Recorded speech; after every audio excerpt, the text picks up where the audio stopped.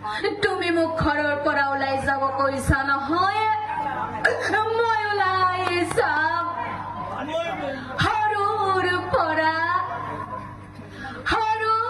পৰা একেলগে ডাঙৰ দীঘল হৈছিলো, কিন্তু কিমান মৰম আছিল তোমাৰ মোলৈ আজিহে বুজি পালো। তুমি মোক ওলাই যাব কৈছা নহয়, মই ওলাই যাম। কিন্তু এটা কথা মনত ৰাখিবা দাদা, এদিন মোৰ বাবে তুমি কান্দিব লাগিব, নিশ্চয় জানিবা।